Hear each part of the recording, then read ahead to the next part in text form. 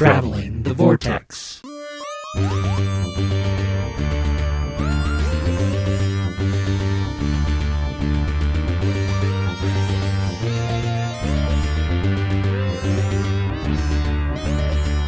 We've joined the Doctor as he travels the Vortex and arrive at episode 493. It's down there, in the darkness, in the pipeline, waiting. I'm Keith. I'm Sean. I'm Mr. Oak, and this is Mr. Quill. He's a silent chap. I'm scared. I'm Glenn. How you guys doing? I'm a little creeped out now. You didn't know I had Oak and Quill here with me?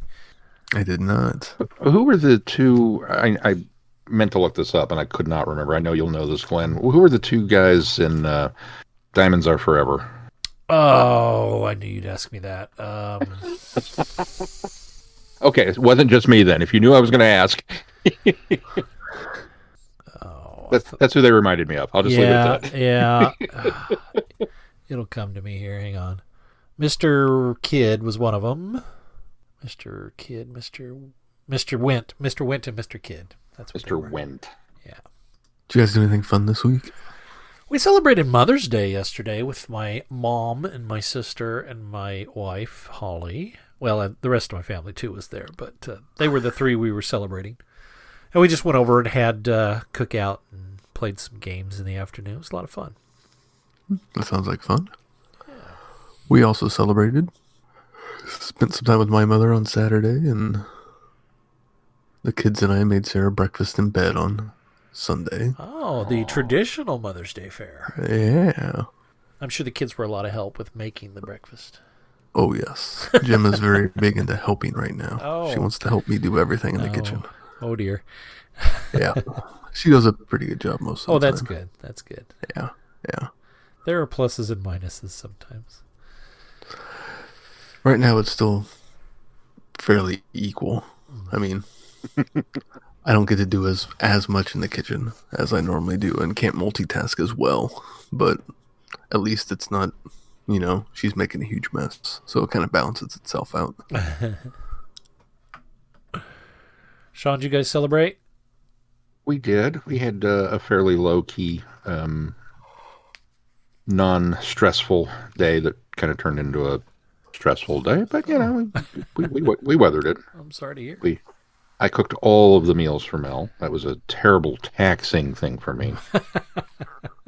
Let me tell you, it's just when you do pancakes and then mac and cheese and then grilled cheese sandwiches. That's just pretty much the limit of my culinary expertise right there. But she got them. Gosh darn it. You make a mean 3-2-1 dip, so. I do make a mean 3-2-1 dip. She didn't request that, so. Did you guys watch anything? Have you guys caught up on, well, not caught up, because I haven't watched Friday's episode, but have you both of you seen at least the first episode of The Bad Batch?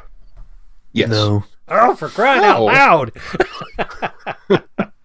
Just haven't got around to it. Just haven't had the time. Well, I can understand The that. weather's been too nice for the most part. And Yeah. the kids want to be outside. Yeah.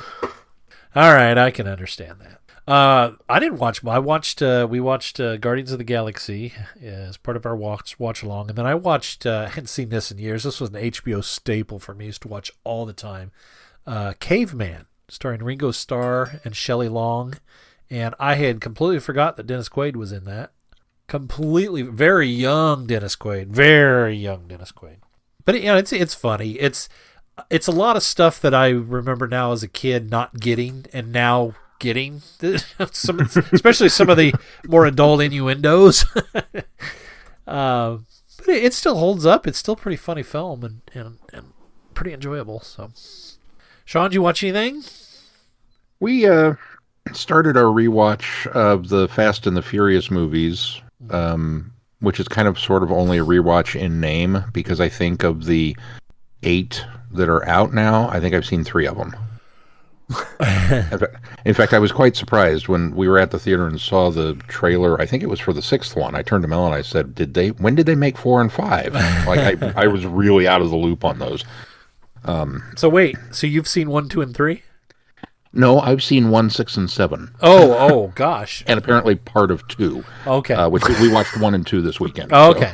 Because I saw 1, 2, and 3, and then because I was doing a rewatch before 6 came out, and or not a rewatch, I was watching a watch through because I had never seen them before, and I thought, oh, are these anything worth it? And I watched the first one, and that was actually kind of fun. And then I watched the second one, and I thought, well, that's not too bad either. Then I watched the third one and went, I'm super lost. Where is this franchise even going? And then until what's his name shows up at the end, and then I went, okay, this must be the connector. And then I was going to go on, and I never have. And 2 more, actually, technically 2.5 films have come out since then, and I still haven't watched them. It's interesting because apparently the third one, Tokyo Drift, a lot of people had that reaction to it. so they kind of went back to formula with 4 and 5, and then tried to retcon Tokyo Drift in that it happens at the end of Fast and the Furious 6. Oh, at the end of 6? Yeah, so you wow. can watch 1, 2, 4, 5, 6, and then you stop 6 right before you get to the end, and you go watch Tokyo Drift, and then you come back to 6, which sets up 7. Oh, dear. Which I guess works perfectly well for the plot, but the cell phones used in the third film are right out of time. That's true. Doesn't make a lot of sense then. I also found out something interesting. James Wan, the director, who did several of the Fast and the Furious films in the later run, and then also went and directed my favorite of the new Star Trek films, Star Trek Beyond. Apparently, his first big film was called Better Luck Tomorrow, I think is the name of it. And it stars the actor, I can't think of his name now, who plays Han, who then is kind of the featured star of Tokyo Drift. And so they just brought the actor and the character over from this other movie when they did Tokyo Drift. So Better Luck Tomorrow is considered a... Oh, so the character carries over, not just the actor coming over and playing. It's the same character, and so it's kind of considered his origin story, and retroactively is now part of the Fast and the Furious franchise, but yet not a Fast and the Furious film. Huh, I'll be darned. So there's... So we think we might actually watch that one next. So there are 4 and 2.5 films that I haven't watched. So... And Hobbs and Shaw. That's what I'm counting as a half film. Oh, you're counting that one too. Well, that's what my half film. But even though it's not really a half film, but it's not. It's kind of a offshoot. So, well, now I'm not going to make it now. I was going to try and finish him before 9, but I can't do it now. There's just too many films in the franchise now. Well, 2 of them you don't need to watch. You watch anything else? No, pretty low key this week. Keith, did you watch anything? We did not. Wow. Well, I guess we'll just. I introduced Shai to the live action Scooby Doo movie. Oh, you did. What did she think of that? The James Gunn one? Yeah, she was adamant. I don't want to watch this, Papa. I don't want to watch this, Papa, because it's people. It's not a cartoon. Right, I don't want to watch this, Papa. And it started, and she was hooked. Just couldn't take her eyes off of it. And I'd forgotten how cute it is. There's a lot that they do in that one that I don't agree with. Like I don't like the portrayal of Fred and Daphne, but Velma and Shaggy, they got spot on. So, but she loved it. So we're kind of gearing up now for the second one because she wants to keep going. I don't know if I ever saw the second one. I don't know that I did either. I don't know that I have either. I wasn't as enamored by the first one as everybody was. I thought it was kind of meh. I do think the finale makes it completely worth it. The big reveal at the end was just amazing. But besides that, it just, I don't know, it just kind of fizzled for me. So I think that's why I wasn't so excited to see the second one, especially since the second one went against the more realistic approach that the first one took. Somewhat realistic approach the first one took. With all those really badly rendered CGI demons. Right. Yeah. I do want to give a shout out this week, another podcast shout out, because I did listen to a couple of episodes of Toby Hadoke's Time Travels, which is actually, it's one podcast stream, but it's 4 different podcasts from Toby Hadoke. And they are broken down into Happy Times and Places, which I believe is episode commentaries, and he asks friends to basically give him stories that they aren't particularly fond of, and he does a commentary and looks for all of the positives in it in order to try to convince somebody why the particular episodes are good. And then he does another one on there. Again, this is all I think they're broke out in seasons is what they are. So like one season is Happy Times and Places. The ones that I started because I didn't want to get too heavy into the commentaries was Indefinable Magic, which are pretty much just kind of ramblings, which sort of remind me more of his audiobook. Moths Ate My Doctor Who Scarf. And they're just kind of, he picks a topic and just kind of muses about it. And I've listened to the first 4 episodes of that, and that was a lot of fun. Can you make sure to include that in the show notes this week? I will do that. I forgot to do that for the Video Junkyard podcast last week. All right, well, we're here to talk about Fury of the Deep, the animated DVD that recently came out in the U.S. only just a few months ago. I think it's been out in the U.K. since last year, but it's the new animated version of the story, which is entirely missing. There are just a few fragments of film existing of this, but it's all been animated. And I think this might be the first story that is completely animated, or was maybe Power of the Daleks. Power of the Daleks might have been missing entirely as well. I wasn't for sure. I think it was. Yeah. Because it's all 6 pieces of it were animated. Well, of course, they would have animated them even if there was they animate all of them anyway, but I had wondered if maybe there was one existing episode of that. I don't believe there is, but... Keith, do you have a synopsis? I do. Fury from the Deep. The TARDIS brings the Doctor, Victoria, and Jamie to the coast of Kent, England, where the ESGO complex is drawing up natural gas under the North Sea via a huge network of pipes linked to their offshore rigs. But the Doctor is convinced he can hear something in the pipes, a heartbeat, something alive? Others at the complex have heard it too, and one by one contact with the rigs is being lost. But Chief Robson will have none of it, and work will continue. And so it does, until sentient, aggressive seaweed begins attacking the base and taking over the personnel one by one, creating a spearhead from which it will launch its attack and enslave the entire human race. Can the Doctor discover a way to stop the seaweed advancing, or does the only real chance of success lie with Victoria? And if it does, can a way be found to utilize that without harming one of the Doctor's very best friends? Are you done? That was a long synopsis. That was a summary. That's the back of the DVD. That was a summary. That was not a synopsis. Yeah, I'm a bum on this one too. I thoroughly enjoyed this story. Now, I came to this knowing this story pretty well, and part of the reason that is because I listened to the linking narration audio of this on my way to Wichita. I think it was Time Eddie 1. Was it the first Time Eddie that Victor Pimbleton, Deborah Watling, and Fraser Hines were at? And knowing that we would be talking to those three and doing an interview on stage with them, I wanted to be familiar enough with this story.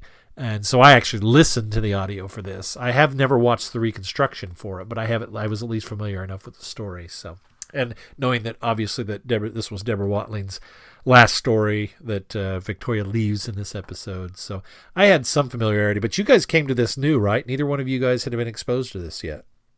This was brand new for me. What'd you guys think? It's good. It's a very tense, very atmospheric, very creepy story. And I don't think as much as I love the Second Doctor's era, that's not really something I attribute to it is creepy. So the fact that they are able to pull it off, I think is really impressive. Agreed. This is kind of building off of our base under siege discussion. But this checks all those boxes. Yeah, it does. And I was really taken back at how effectively creepy it was. It was very, very atmospheric. And I can see what this is a prime candidate for animation now that I've seen it, because it's all, foam and tentacles and monster. And yeah, okay. Well, there's a lot of talking heads in it, but there's just, when the monster shows up, it's an effective use of that medium. And something that really struck me as it went on was kind of how much DNA this story shares, or would later donate to, in a way, to Seeds of Doom. Yeah, it's kind of very Krinoid. Yeah, absolutely.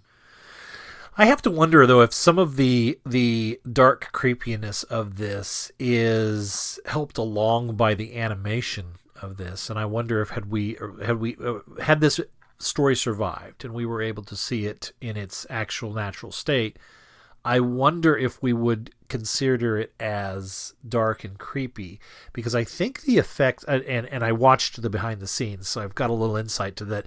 They did take a lot of liberties on this one, and we know as they've been doing these animation companies that they've hired have been allowed to broaden their scope and not have to stick so much to the maybe the telesnap representations or how things might have actually been framed based on a shooting script. They've been given free liberty to sort of broaden out, and I think texturing visually of this adds to that. I think that the story generally does have a creep factor.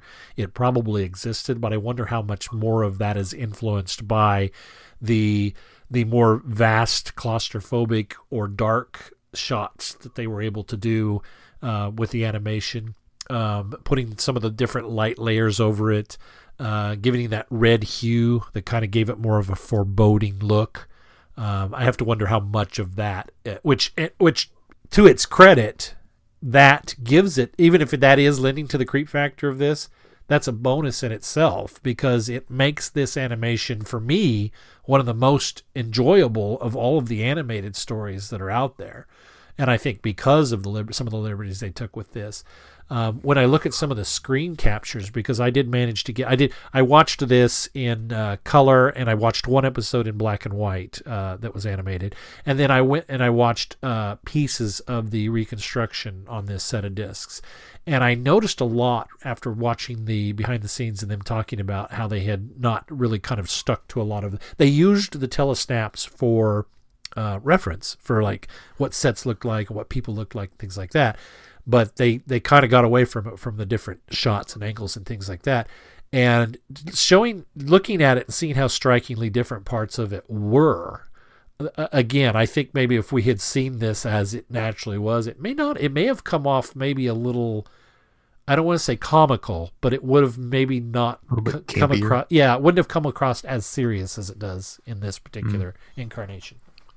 I started watching it in color, and then because it was such a drab, dark saturation, I just switched over to the black and white, and I thought it worked perfectly as the black and white aspect of it. It does. They talked about also in the special, and I didn't realize this until I was looking back at the dark, black and white, they put a kind of almost a dark bluish hue over it. And he said the reason they did that is because back in the day, black and white shows were often shown on color screens, and so a lot of times, even if you were watching a black and white, it would have sort of a tint to it anyway, and so they were trying to capture that mood. You bring up an interesting point, Glenn, with would we have thought the same? And I think there's an interesting experiment to be had here. If you could get the money together, and of course you'll never get the BBC to sign off on that because, well, there's money involved, but by taking some of these missing stories and doing them animated, that makes perfect sense, because at least now we're able to view them since we have the soundtracks. And I'm totally on board with that.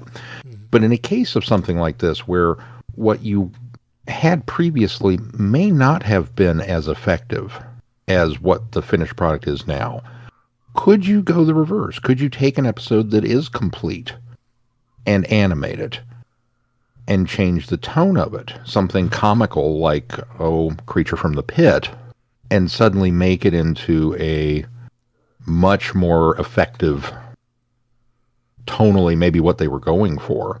Because there's, we've all heard the stories. There's so many Doctor Who episodes that are let down by the effects budget. And I go back to Macra Terror as one that, I think in live action, I don't think the giant crab would be quite as menacing as what they were able to give us with an animated version. Right. No, it's just kind of an interesting idea. You're right. I think that would be an interesting experiment to do, because you certainly have more freedom with the imagination on how things are shot. The budget is better because all you have to do is animate it and draw it. You don't necessarily have to bring in live props and things like that. So I could see that might be effective. Now, I should just slightly correct you. You mean unintentionally funny. Unintentionally funny, yes. Yeah. Okay. Yeah. Because something like Shada, I don't think. I mean, there's intentional humor in that. There's intentional humor in City of Death. I specifically mean ones where we feel, their fandom feels that the effects may let down what's supposed to be menacing becomes comical because it's not menacing. Okay. Like Warriors from the Deep. Well, and I don't even think Warriors of the Deep comes across comical even, or unintentionally comical. It suffers from overlighting. We're able to see too many of the seams. We're unable to see too much of the Merca. Yeah, but you animate it and make it a dark and dreary setting like this, and the complete tone changes. Yeah, absolutely. I would agree. Well, let's talk a little bit about the story too. I mean, there are times where I feel like this could have been probably a 4 episode story. I know Doctor Who in the day was, the pacing and things was a lot different, especially since they were, trying to fill a production schedule or a episode schedule out for so many weeks. But I think this one could have been one of the ones that I think there were a lot of places that I don't know that any one particular episode could have been cut, but I know there was a lot of trimming that could have been done in episodes where I think there were a lot of repetitious things happening. The one guy's concern over his wife, which although merited, was frequently repeated and was frequently... there was almost too much of we were trying to manufacture a little more tension between, and the names of these people, but the main guy that was running the base, the guy with the shock of white hair on the top and the sides, and Robson. And then the scientist guy, Richardson. Would I have that one right? I'm not sure on that one. Anyway, so it seems like they were trying to manufacture some tension so they would continue to do that, where they would have the same arguments, or at least the same type of arguments, that I felt were unnecessary, because there were enough points where I felt that the friction was there and we didn't need to kind of drive it home where we did. Some of the other things that I thought, and maybe it was because it doesn't translate into the animation, and so the animators feel like they have to pull the scene out a little bit more because there's just a lot of dead audio. And I appreciate the fact that the animators went to the extent of being able to fill those scenes. But there are a lot of points where I felt like there might have been a little too much, emphasis on the physical drama of something happening in that scene when I'm talking about when they actually shot this, that probably could have, and maybe that lent to the suspense and creepiness back then of what they were trying to achieve. But it seemed like there were a lot of parts where didn't sound like there was a lot going on, and the animation seemed like it was trying to force itself to find something to be happening. Now, a lot of that comes from we don't know what the original vision was or what was happening at the time, but it sure felt like, both on my audio listen through and my watch through this time, that there were just pieces of that kind of stuff that could have been trimmed up a bit. I could see some of that. There seemed to be a lot of, debates of, well, I'm gonna go do this. No, you shouldn't do that. I'm gonna go do this. Oh no, you shouldn't do that. I worry about that. And then they just let them go do it. Right. And so it's like unneeded dialogue to that's kind of what I meant. That's sort of what I meant between Robson and the main scientist guy. It was those kind of things that felt very repetitious because, well, you're just going to let him go do it anyway, so just let him go do it. Yeah, well, and even like the guy going down into the tunnel, Van Letten. Harris, that was the other guy. Yeah, Even like when Van Lintens goes down into the tunnel and the doctor is like, well, I don't think you should do this. Yeah, is this a good idea? And they go on for like 5 minutes and he just goes and does it anyways. It's kind of like, okay, then why bother having that debate? But it's also, that's, they did have to fill the time, and it helps kind of pace the story out along. And I think it does a good job in its pacing, where while some sections are a little spread out, there's not any one whole episode that I could go, oh yeah, you could just drop this and wouldn't have any impact. The mystery just slowly starts to unravel and become apparent as the story just kind of works its way through. And I think it works well on that aspect of it. Yeah, agreed. I think the tension between the two I thought was fairly well established off the bat, and I agree there were certain things that kind of went back and forth a little too much. I'm sorry, once the wife gets sick, it's kind of like, dude, I'm not coming back in. Right. She's not like got a fever. She's not home with the sniffles. She was attacked by something, taking her to the hospital, and then he kept leaving her. It was like, dude, what is wrong with you? And I got to be honest, I was a little bit shocked and a little bit like terrified, because they kind of plant that seed, if you will, that they're going to kill this woman off. And then the doctor and Jamie and Victoria come back to the house, and in the bedroom is this big pile of foam and seaweed. And I was quite, I mean, I was really taken aback by that. Now, she wasn't there. But I thought maybe they had pulled a crinoid and were going to, transform. It's one thing when with a crinoid, to transform this guy who maybe he was the reluctant bad guy, but he was still a bad guy. He's still down there. I mean, he was trying to be Scorby's conscious, and we all know how that was going to turn out. But it's one thing to turn the bad guy into a monster. This woman didn't deserve that. That's horrifying. That's one of those, this character did not deserve that outcome kind of things. Well, and I really kind of was shocked that they did this all the way back then. Yeah, I was going to say, she and a lot of people were, for all intents and purposes, transformed into monsters. Now, fortunately, they were. It was a reversible process when the screams, or the resolution of the scream, is planted in the brain center of this. And that's what ends up destroying it. But everybody being okay, which, this is probably as far as I can tell, the first Everybody Lives Doctor Who story, because there's nobody on this that dies, that bites it. Everybody comes back. Everybody, right. Everybody's as far as I could tell, everybody survived. So, which was kind of reassuring as well. On the point that you're talking about, it's interesting because I went into. This was even before I had listened to this. I knew that Victoria's character, through reading other things, stayed with the Harrises. And so I was aware of that. So when I listened to the audio, I knew that was coming.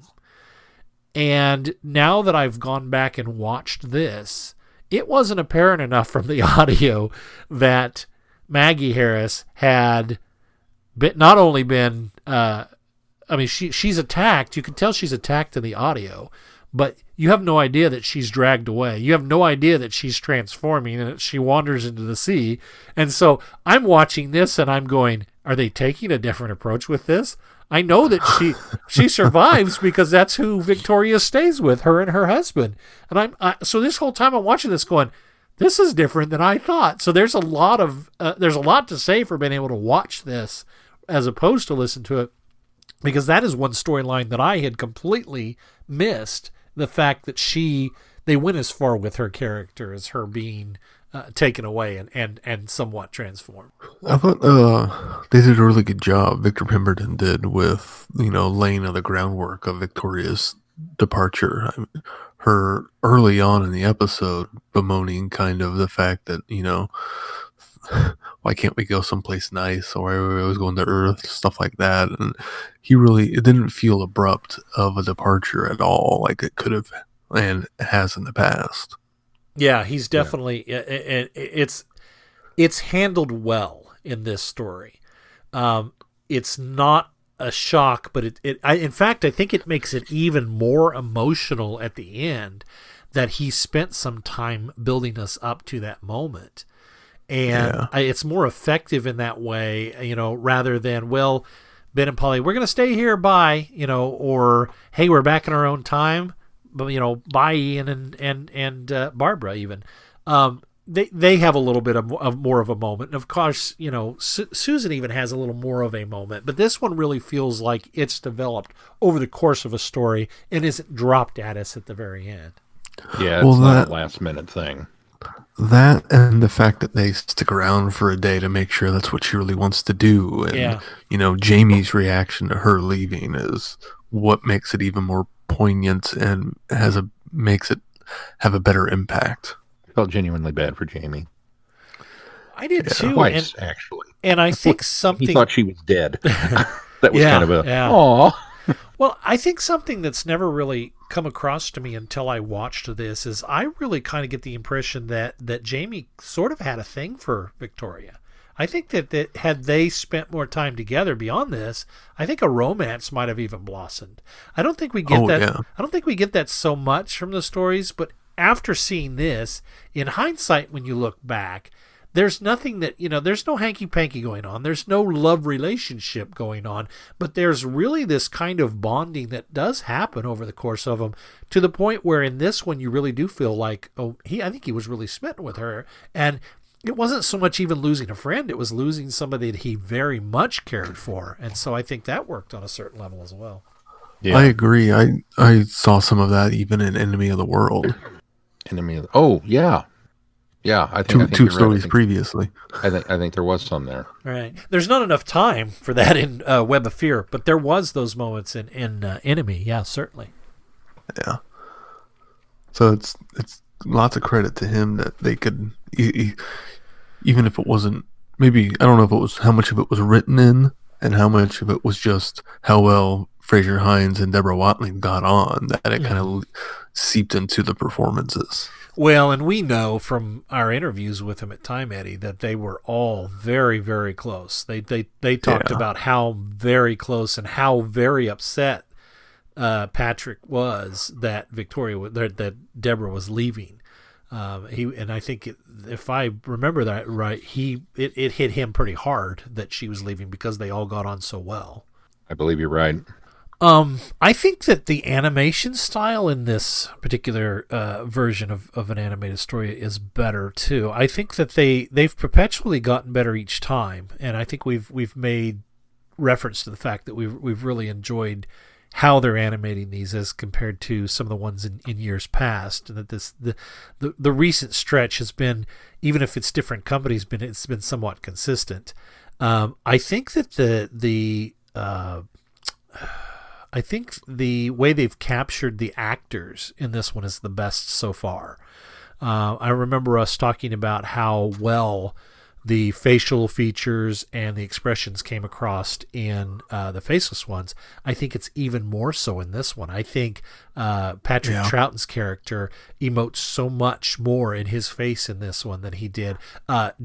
Fraser Hines especially. Jamie especially in this one has a lot better, facial expression through the animation in this one. But the one thing that did bother me in this, and I don't know if you guys even picked up on this, and it just may be something that I saw that even wasn't there, but their forearms were always far too long. No one has forearms that are longer than they are, but no one has forearms that long. And I think sometimes that was a misjudgment on their part, but I think that was the only thing that I could pick apart as far as the art and animation goes. That didn't even bother me, or I didn't even notice it. Well, it's a good thing I didn't say something before you saw it, because I don't think you could have missed it after that. Yeah, they definitely spent a lot more time focusing on the faces in this story as opposed to the bodies. I mean, the bodies still kind of move like the marionette stick figures, but the face animation was a lot better. Oh, and nobody can still run because the running still haven't got that down. That's nitpicky. It is. I'll nitpicky. say it. It is absolutely nitpicky, and that's why I say that's the worst I can say about that is the fact that the arms were too long. Everything else about it was a gem. Everything else about it was fantastic. I so enjoyed it. I also appreciated, and they talked about a little bit of this in the behind the scenes as well. I really appreciated that the scene with Mr. Oak and Mr. Quill and Maggie Harris, that was one of the few things in there that they made sure that they captured, because that is one piece of surviving film that fans have always been fans of. Fans have always liked that, and that's always been kind of a prized possession of Doctor Who fandom, is that we have that clip and how really intense and interesting that is. So for them to pretty much storyboard and mimic, not exactly, but very much do that in the same way that the surviving footage was, I really appreciated that, because it maintains that same sort of ickiness of those two characters, which I think comes across in that scene as well. Particularly Mr. Quill and really his portrays them ickily. Yeah, Mr. Quill and his facial expressions, I think, comes across just as well, as creepy as they do in the film. I think they make Mr. Oak even creepier. Yeah, probably.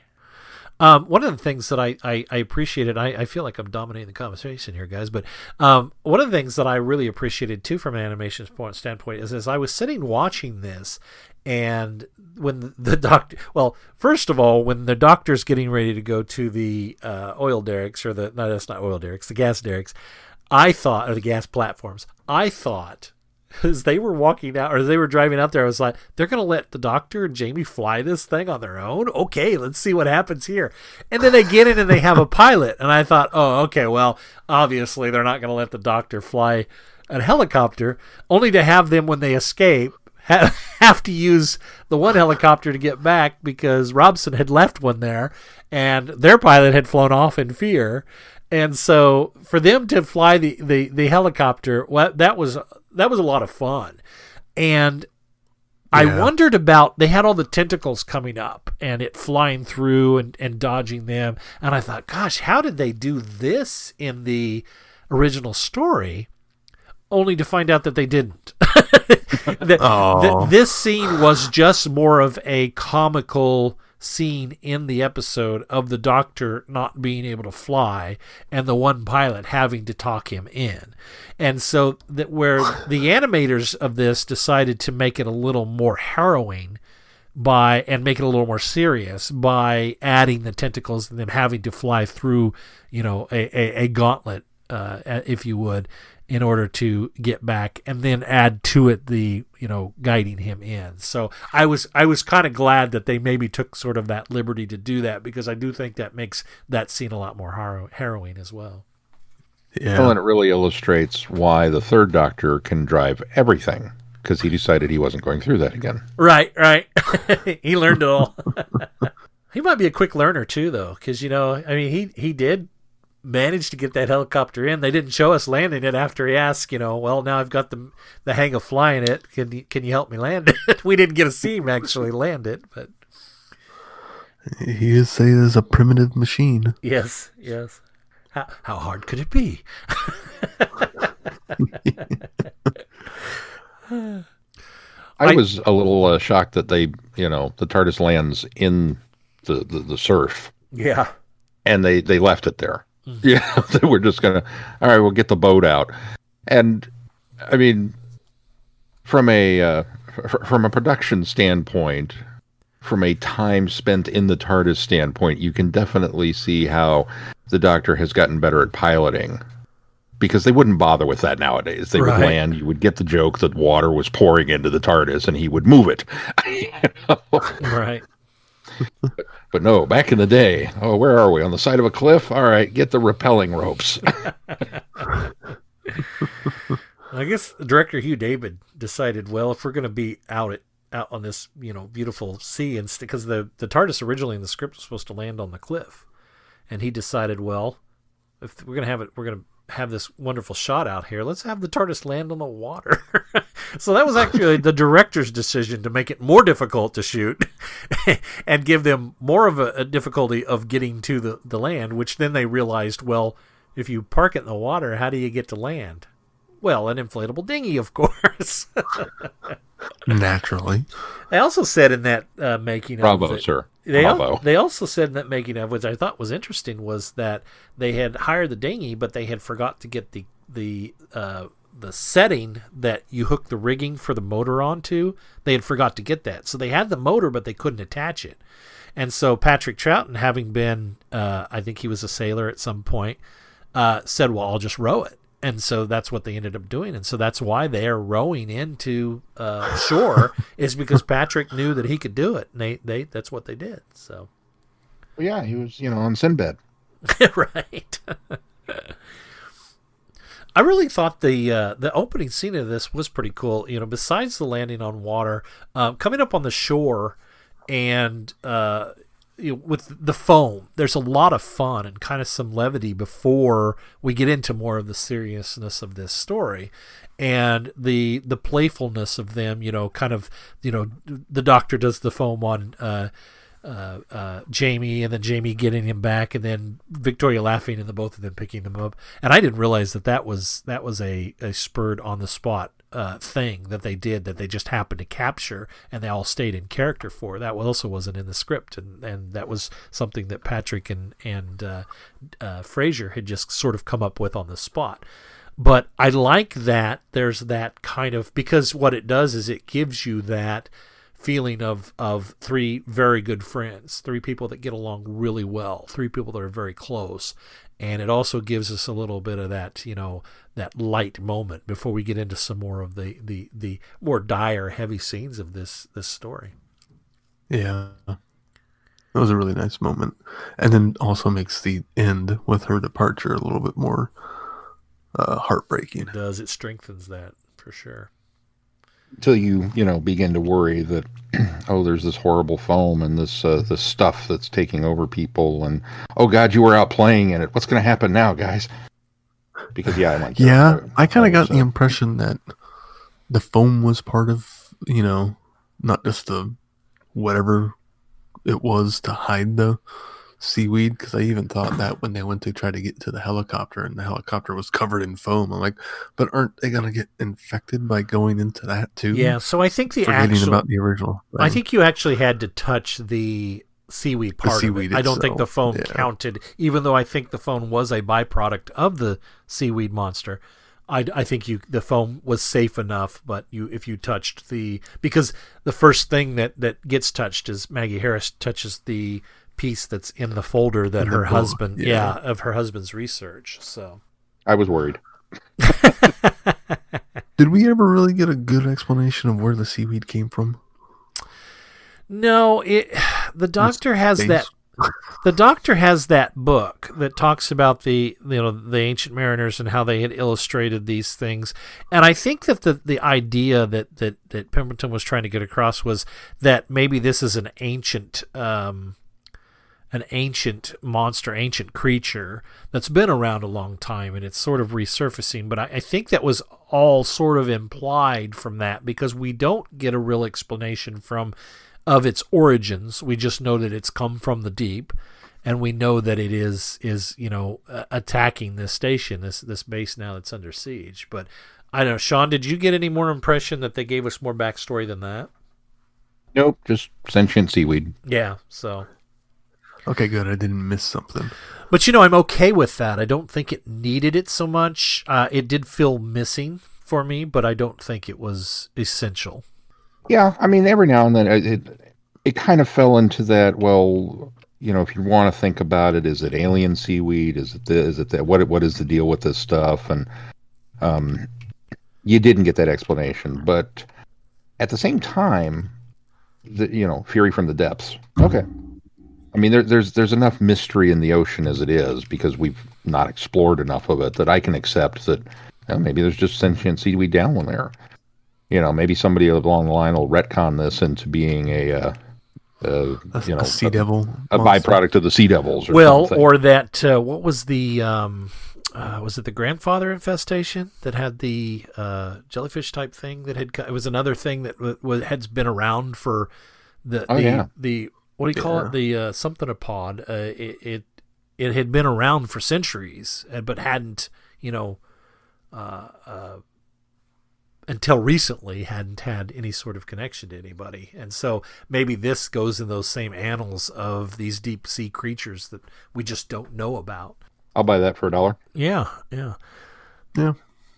I think one of the other things that I wanted to point out was did you feel like the scream effectiveness was telegraphed a little too early in the story? I had figured out that the screen was going to be the key to defeating these by episode 2, because Victoria reacts the one time and it shrinks back, and she reacts another time and the guy that's letting the gas out in the room that she's in flees. And this is all in the same episode. She screams again at one point. No, this would be the beginning of the next episode. She screams again, and the thing retreats into the piping. And so I kind of felt like, well, you're showing me this in episode 2, and you're being very heavy-handed with it. You're not planning on surprising me with this is how it's defeated, right? And they go right down to that. So I was a little disappointed with the fact that was telegraphed a little too early. Is that just me? I did not pick up on that telegraphing, mainly because that's what Victoria does, is scream. And the monster typically kind of shies away anyways. You know, that's what happens in the story is the monster comes up, scares Victoria, Victoria screams, and the monster goes away because, you know, that means people are probably going to come, you know, sometimes. So it didn't telegraph as much to me, and I like the fact that the resolution is because of Victoria's scream. You know, one of the things she's most attributed with becomes the thing that saves the day. Which is kind of a very meta way to end her run. Yeah. You know, okay, well, this is what you're known for in the show, so what if we actually make that work for us? Okay. Make that part of a plot device. Yeah, I agree. I thought it was telegraphed, but at the same time, I didn't mind so much. I didn't mind it so much cool. either. I just, when we got to the end, I thought, I kind of wish you'd held that back a little bit longer. At least not made it so obvious, maybe so soon. The other thing also about, I think, giving Victoria some credit too was when they go back to the TARDIS to study the seaweed that the doctors picked up, it seems like he has a very on par conversation with Victoria, because she seems to have a very good understanding of what he's talking about. And she kind of, now granted, she's a little more modern obviously than Jamie is, but she seems to grasp the concepts that the doctor's talking about this thing and its sentiency quicker than Jamie does. And she, in fact, has to kind of convey when she says, well, it's as alive as you and me. It's like she's putting the layman's terms on it for him and explain it to him. And it almost elevates her to a status of maybe that she's smarter than I think a lot of writers gave her credit for. And I wonder how much of that might have come from what was set up, which we don't know and we haven't seen, Evil of the Daleks, because her father was a scientist. Her father was a learned man, and I wonder how much of that influence and knowledge she gained from him that was just kind of wiped away and wasted with her being a screaming damsel. And Victor Pemberton thought, maybe I'll touch on that a little bit here in order to sort of give Victoria a little bit of a boost as far as, having more to do than just being the damsel in distress. It's very likely. And I liked it. I did too. I think we'd be remiss in our reviewing here if we didn't touch on the first appearance of the Omni tool to be used as a screwdriver. Oh, from such humble beginnings. Yeah, and its only use in this is as a screwdriver. In fact, I had kind of thought the first time I'd listened to this, I wondered if maybe when they were telegraphing the screen that he was going to use the sonic in order to amplify something in order to drive them away. And when that I kept waiting. When it was like, okay, we've already, you set up the smoking gun. So. Yeah, when that happens, I thought, oh, okay. But I think that has to do with the fact that we come from such a massive use of that thing now for everything, that we sort of almost expect that, even in the early days when it was just a tool. Here was another thing, though, I picked up from the behind the scenes. I think we've given Victor Pemberton a lot of credit for coming up with the sonic screwdriver, but to hear them talk in this behind the scenes, and maybe Victor has cottoned to this, and maybe he said that when we interviewed, that he didn't take so much credit for it. I don't remember exactly what he said, but I think one of the things that I took away from this was that was not in the script, but they needed a way for the Doctor quickly to open that panel. And so they said, well, what would work here? Oh, a sonic screwdriver that would, or a screwdriver that works with sound that would unscrew all the screws at the same time, which is what they show us in the animation, at least, that all of the screws are turning at the same time. And so it sounds like that was a last minute on the set. We got to get into this thing. What do we come up with? And that's what they came up with. So I don't know how much we can credit him. I mean, we can credit him with having the story that it first appears in, but I don't know if we can credit him so much with coming up with the device itself. But I'm going to give it to him. Well, we can't ask him now. You can't ask him now because he's passed. So. I think we did ask him, and I think he kind of laughed it off. If I'm I think you're right. Yeah. I have to apologize once again to our listeners, because we do have the interview with these wonderful people, and the audio quality on it is so bad. And yes, I have not forgotten about it. I am still working on trying to salvage this and make it somewhat listenable so that we can give this to you. But so far, my efforts have gone to naught. But I think after I seem to remember he laughed a little bit about, well, I haven't been paid for it. Yeah, he did. He did kind of play it off, didn't he? Oh no, I really enjoyed this one. I thought it was effective. I thought it was well written. I thought it was well acted. Mm-hmm. Some great set location stuff. Down in the tunnels and the tubes, the creepy. All the things that you want from a good Doctor Who story, and it had them all in spades. I was quite pleased. From a good Base Under Siege story, and another Base Under Siege story, another good one. Yeah, I'll have to admit, it took me a couple episodes to realize that base that they were at was not underwater. And I'll tell you the reason why I thought it was is because every time they would show a wide shot of the complex, there was always this kind of wave over it. And so I thought, oh, it's underwater. And it wasn't until about the third or fourth time that I saw it that I realized, oh, that's like the smog and the smoke and the fog around that. This is, and I should have known better, because they're all walking around outside at the guard gate. I didn't even think about that, but this must be underwater, because I keep seeing all those wavy things in front of it. Let's talk about it's England. It's got to be the Moors. right. Well, let's talk about somebody alluded to it at the beginning with the Roger Delgado Master Wanted poster in the background. I thought, I'm going to be real clever. I'm going to see if they caught him on that poster board in the guard shack. That was kind of another nod. Now, granted, they've done that before. In fact, they just did it in the background of the Faceless Ones. They had the Master on a Wanted poster in there. I thought, okay, but they dropped it in here, a little nod to it in here. That's cool. I'm going to ask the guys if they caught that.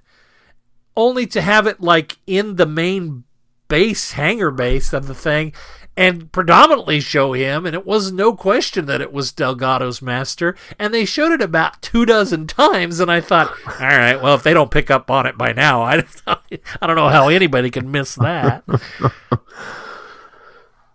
I thought it was a wonderful bit, and it kind of showcases the timey-wimey nature of the Doctor's earthbound travels, that some of these things may be happening simultaneously. I think it's simply an Easter egg, although it was too obvious this time, but I think it was too egregious. I think that's why I have a little bit of an issue of it being there, because in the background of the main controller of the airports, no, it wasn't even the main controller. It was the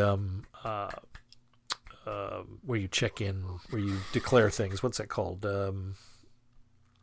When you go overseas, customs. It was the customs agent. It was up behind the customs agents on a board. And I thought, oh, okay, that's cool. There's a nice little Easter egg there. And then it shows up in the guard shack here, and I was like, okay, well that's neat. They got it in there, but I thought it was just a little too in your face, obvious. I don't know. I think But when it's you lingered on it a lot. Yeah. when you go back and look at the Master's plans and how many Earthbound important installations that he got into, that if just depending on what year this was meant to be, it's very likely that they'd encountered him once or twice, and Unit was like, okay, so anywhere important for infrastructure, nuclear power plants, space defense stations, radar. How about that gas plant up on go send them a poster too. I'm down with that. I have no problem with that. I mean, it totally makes sense in customs because, he's traveling. I suppose it depends on when this is set, though, too, because if he doesn't encounter the third Doctor for the first time, I mean, again, it is a little wibbly-wobbly, timey-wimey, and they don't pinpoint when I think this story is supposed to be taking place. But I have to wonder, I mean, I think it's a stretch to think that, beyond just saying, oh, this is a clever Easter egg. But I can see what you're saying, where if this is the second Doctor in the future from the point where Unit is now familiar with the Master and has been introduced to him and know who he is, sure, maybe I could see them putting posters up, and I guess that makes sense. You made it work for me in my head. Oh, good. It's headcanon. It's headcanon now. Because, I mean, the second Doctor encounters a lot of these slightly futuristic Earth installations, So we're not really sure when on Earth he is. Right. Well, why not? Why not be a part of that? Just 2 weeks ago, the third Doctor was here on the coast chasing down the Master in a hovercraft, and now the second Doctor has arrived, and sure, I'll go with that. Although it doesn't work so much with Ben and Polly in the airport, because they are only a month out from when they left, and that would have been in the 1960s. So that one doesn't work. Well, but he was in he was in Russia for a long length of time. Yeah, but I think it was Delgado's Master in that one too. I think they had both. And he wasn't identified as the Master when he was in Russia that whole time. So they wouldn't have known of his presence and existence there. So no, you're right. It was Sasha, wasn't it? No, it wasn't. I think there was both. I think it was a poster of both of them. Was at it? two different points. Nitpicky. Yeah, maybe it could have been. I don't remember now for sure. TARDIS Wiki says the story takes place in 1975. This story? Yeah. Okay. Well, if that's the case. Based off of Gary Russell's commentary on the DVD. Ah, okay. Well, then that works. I did not listen to the commentary. Probably should have. That works then. That explains why the poster's there. Cool. Anything else on this one?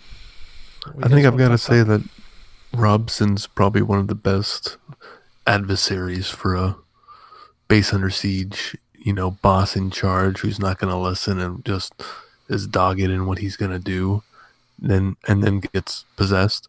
He is the performance and the way he's written. You just kind of hate him from the get-go because he's so stubborn, and it's so well done. And then at the end, the fact that he reverts back and what he's gone through hasn't really changed him, but it has just a little bit. It's a very nice little thing at the end for him. I debated on that for a while because my first thought was, wow, could you be any more that guy? You're just we've talked about that with the Doctor encounters the minister who doesn't believe them, or the military guy who is just adamant that that's not how this works, et cetera, et cetera. And here's this guy. I don't care what it takes. We're going to go and do this, and we're not going to turn the pumps off. And you just kind of immediately get the sense that, okay, he's in on it, because he's just so determined to not be helpful. And I enjoyed the counter with him and the other scientist when he says, I've been working these rigs, blah, blah, blah. I don't need you to tell me how to do my job. And the scientist replies, yes, but I do know how to do mine. And I thought that was a very, he was a lot calmer than I would have been in that situation. Yeah.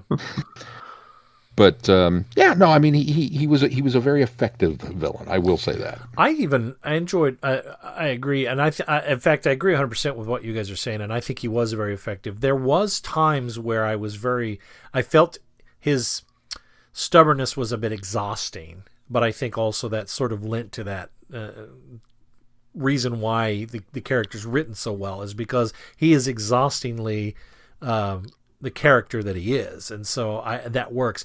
But on the contrast to that is, I think that Harris, the character, was done very well too as a yin and yang for this story, because he is very much so, as Sean pointed out on the other side of that, and really the statement that, well, yes, and I know my job too, very much so that these men are coming from very different places, but are both just as equally important in the overall scheme of this. Mm-hmm. Yeah. Yeah, there's just a lot of good in this. A lot of good in this. Well, I think we have a lot of good coming up, Sean. What's a lot of good stuff coming up on the schedule? Well, coming up on the schedule, next week, we will be reviewing our friends at Pencil Tip Publishing and their book, Sarah Jane Smith, Roving Reporter. And if you joined us last week, we hinted or alluded, and we didn't hint, we just flat out told you, hey, we're giving a copy of this book away. And how you can do it is to contact us through Facebook or Twitter or what's our other one? Email. Send us a message. And just give us your Sarah Jane memory. What's your favorite memory of Sarah Jane? Tell us a story about you and the old thing, as the doctor would say. And hashtag it with SJS Book Giveaway, and we will draw a name out of the hat, as it were, to give this tome away. Well, we announced that on the podcast, and then I failed in my duties as a contest host to post those rules and to let everybody know. So it has been posted now. So what we're going to do is we're going to give you an extra week to get a response into us. And we will draw one next week when we review that lovely book, which I'm enjoying so far. I haven't finished it yet. Following that, we will dive back into the Time Lord Victorious story with the last audio adventure to be released, Echoes of Extinction. And following that, then we have a kind of wrap-up feature with a few odds and ends from the Time Lord Victorious event, and our special guest, Timothy Harvey, will be joining us from Sci-Fi For Me TV and our show TARDIS Sauce over there. That's right. And all of that is coming up. Speaking of TARDIS Sauce, be sure you check that out. Our friends over at Sci-Fi For Me host that, and occasionally Sean and I are on the show. And back in the day, occasionally Keith was on the show before he had little ones and got too busy. Before a second one came along. Right. So, but anyway, be sure and check that out. You can find that on sci-fi4me.tv. On their YouTube page. You can also find links to that on our YouTube page. If you just go to youtube.com/travelingvortex, you can find links to that there. Be sure to check out our website for any updates on this podcast. And if you get any value out of the podcast, why not consider putting some value back into it? You can do that by clicking on our Patreon link and consider supporting us. Also, please consider giving us a 5-star review wherever you subscribe to podcasts. And I think if that's all that we have, until next time, I'm Glenn. I'm Sean. I'm Keith. Cheers. Good night, everybody. Be seeing you.